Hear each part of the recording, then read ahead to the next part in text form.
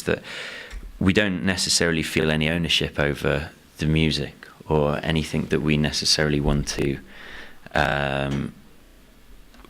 convey with that track to be the absolute thing that track needs to be. And so we're more than happy that if people are on the same wavelength as us, we like to give it to them and let them. So you're saying that you created the music, but you feel happy when somebody gives something to your music? Absolutely. When someone interprets it in their own way. Sorry, I just realised you asked me to talk quite slowly at the start, and I just went off and ran with it. I just have a question for you, because I haven't really understood what you say.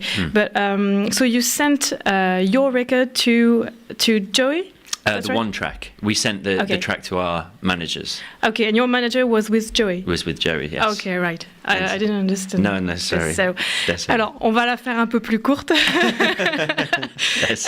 En fait, donc c'était 2 opportunités incroyables. Ils ont envoyé un morceau à leur manager qui était en tournée avec Joey Santiago avec les Pixies. Et en fait, donc la chanson, il l'a passée dans le bus. Et Joey Santiago a dit « Ah ouais, c'est pas mal, j'aimerais bien travailler dessus ». Et le morceau avait une toute autre dimension avant qu'il travaille dessus. C'était quelque chose de beaucoup plus doux, essentiellement au piano, et il a apporté sa touche à lui, et c'est devenu un tout autre morceau. Et donc Kelly nous explique que justement ils sont vraiment heureux quand un autre artiste apporte quelque chose à leur musique, parce qu'ils estiment que leur musique, même s'ils l'ont créée, elle leur appartient pas vraiment. Voilà, on peut y mettre ce qu'on veut. Et pour James Vincent McMorrow, ils étaient fans les uns des autres. James était fan de leur travail et inversement. Et en fait, ils ont une connaissance commune, et il a suffi qu'ils envoient un mail à James Vincent McMorrow, et voilà, ça a commencé comme ça. À peine l'album mixé, apparemment vous l'avez remixé. Ce besoin de construire et de déconstruire, ça s'explique par quoi? Why did we do a remix album as well as the normal album? See, I'm okay. Yeah, I'm okay. I'll try and keep my answers a bit shorter this time. The reason we did a remix album, there were several reasons, really. It was a really interesting process for us to take something that we'd lovingly crafted and spent so much time making, and the first thing we did when we finished, we just wanted to pull it all apart, because there was a real catharsis to actually just trying to force yourself to have not little emotional connection, but little kind of egotism attached to what you'd made. So what we always wanted for No Ceremony was for the project to be about the music rather than about the people, or rather than about myself or James or the band. And so I think the kind of purest way we could do that, once we'd spent so much time and so much energy and so much of ourselves invested in making these tracks that we were very proud of, is to completely disregard everything we'd spent a year doing, pull them all apart, break them down, and make them back up again into something new. There was a real sense of release, and it kind of helped us to realise what it was we were trying to do with the album in the first place. Okay, so if I understand well what you said, you wanted to have a record without any ego, that's right? Okay. Yeah. Je crois que Charlotte, ça rejoint un peu ce que tu voulais demander.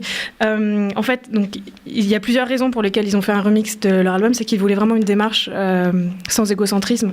Vraiment, voilà. Donc, c'est aussi un processus qui était assez intéressant pour eux. Donc, ils ont passé tellement de temps et d'énergie, ils ont dépensé tellement d'énergie à faire ce disque. Et comme ils voulaient vraiment se retirer de toute démarche égocentrique, c'était pour eux la seule chose, la façon la plus pure de se rapprocher de leur démarche vraiment sans égo, de tout refaire à nouveau. Voilà. Quand on lit certains papiers, on voit des allusions à Woolif ou encore au XX. Moi, personnellement, je serais plutôt allée chercher du côté d'Everything But The Girl. Alors, est-ce que je me plante? I heard you say Everything But The Girl before. I haven't heard that one before, but I'm a fan, so that's kind of nice. So sometimes you're compared with the XX or Woolif, but she thinks that your music sounds more like Everything But The Girl, so do you agree? Or like I say, it's never something that has actually been put before us. I do like what I've heard of Everything But The Girl. I can't say I'm a massive fan and know everything, but I am a fan of what I've heard, and I think there is definitely something of that late 90s dance music to what it is we were doing. It was something that we were very inspired by at the start. But really, we were quite an intrinsic band, and so we didn't really look outwards to many influences. You know, obviously you get influenced by lots of things. Every single time you turn on any music, you can be influenced by it, but we never really set out to sound a certain way or to kind of ape a certain music. And I think that's come across on the record in that, a lot of people say that it's quite disparate, but there's also a thread that runs through it. And we really like that, because that's kind of what we set out to do. We set out to just realise every song as the songs should sound, rather than making a song sound like the ideas we had of what the band should sound like.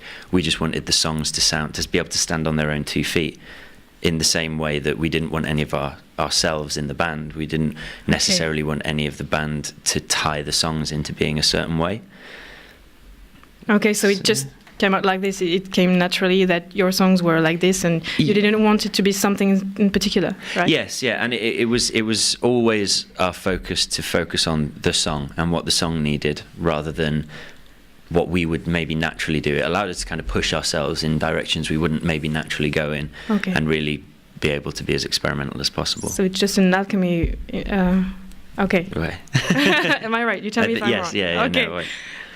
Donc encore une fois, pour faire un peu plus court, donc concernant Everything But The Girl, c'est Kelly nous dit qu'il n'a jamais été un grand fan de Everything But The Girl, et c'est une comparaison qu'il n'a jamais spécialement entendue, mais dans leur musique il y a définitivement quelque chose des années 90. Ils ont été inspirés par cette musique. Mais comme il nous dit, ce groupe, c'est un groupe qui est assez centré sur lui-même, et il revendique pas d'influence particulière. Dans leur album, il y a comme un fil conducteur qui s'est créé avec l'alchimie du groupe. Ils se sont pas forcés à faire des choses en particulier. C'est venu naturellement. Ils se sont concentrés sur les chansons et non sur ce qu'ils voulaient que ça devienne. Je sais pas si je me fais bien comprendre, mais voilà. Une toute dernière question, assez rapidement. Quand on voit sur votre site internet que, en gros, chaque morceau a son vidéoclip. En tout cas, c'est ce qu'on peut constater. La mise en image, est-ce qu'elle fait forcément partie de la production d'un morceau chez nos cérémonies? So we saw on the internet that for every song you had a video. Ouais. Do you think it's completely a part of the process of making music, or is it a part of the song really? Well, it's definitely for us a part of the band. We wanted to create a kind of a world to experience it in, so we didn't necessarily want to focus on just the music side or anything, because we made our own website, we made our own videos, we made our own artwork, and we wanted to see through something that we'd envisaged at the start. It wasn't necessarily about control, but it was more about being able to offer people alternative ways to experience what we were trying to convey with the music. So, the music and the videos go hand in hand, and then the way that we actually had the album designed and the actual artwork that we did with the album was all part of actually making a kind of complete experience. So that's why we kind of did a video for every track. Ok, thank you very much. Donc la vidéo, l'image fait définitivement partie du groupe. C'est une autre façon, c'est une façon alternative donc d'explorer encore plus leur musique. Et en fait, ils voulaient pas faire leur vidéo pour contrôler l'image de leur groupe. C'est vraiment pour faire une expérience complète à la fois avec le son et l'image, pour que le public soit plus plus investi dans leur musique et puisse avoir une expérience totale. Avec le projet Nos Cérémonies, donc le premier album qui est sorti, 9 titres et donc 9 clips. Merci Kelly, vous allez attaquer la scène d'ici un gros quart d'heure. On attend Jamie Lee de Monier qui devrait pas tarder. Moi ce que je vous propose c'est d'écouter We Are Enfants Terribles, passionnés de jeux vidéo et de riffs de guitare tordue. Les We Are Enfants Terribles font de la pop 2.0, adeptes du 8 bits. Leur synthé analogique s'accorde avec leur Game Boy pour développer une musique hybride et débridée avec l'art et les manières DIY de Crystal Castle ou encore de date politique. Classics. Ils seront en concert le 29 mars prochain dans le cadre du Festival des Pluriels. Ça se passe évidemment au 106. On écoute Ce que tu